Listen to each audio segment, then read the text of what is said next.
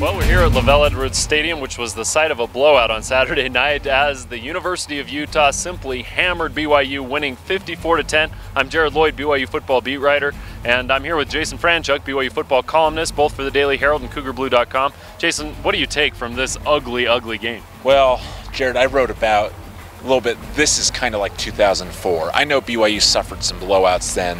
There was the 09 fiasco with Florida State here when BYU couldn't get a stop to save its life. There's the Utah State game last year. This is on a different level, and it's in your home opener.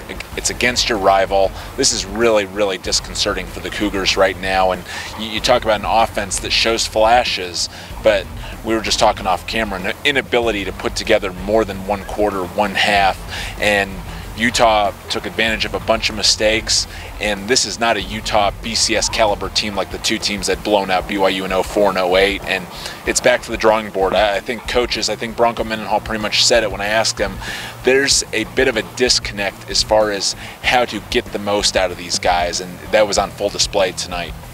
You know, I thought I'd never see a quarter as ugly as I saw in that 08 game, that fourth quarter when Max Hall threw a bunch of interceptions. That was 3 quarters tonight. BYU had 7 turnovers, resulting in 31 points for Utah, and at least giving up probably at least 3 points and maybe 7 points when they had their own turnover by the goal line.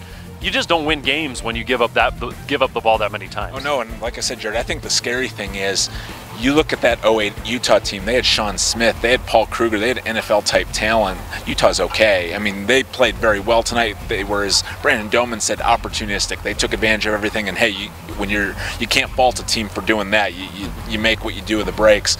But this just is not a very good BYU offense, and it's almost amazing when we would have figured that the defense would have been the team struggling. And sure, they struggled tonight. They had some issues, but nothing like the offense. Brandon Doman, they need to get rid of some of the play action because nothing's working there. They're not getting any team to bite.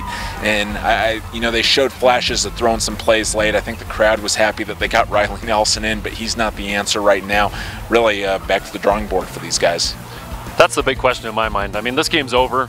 BYU's 1-2. They're not getting back, either of these 2 losses. The big question in my mind is where they go from here, and I don't think we're going to find out much until they take the field against Central Florida right here next Friday.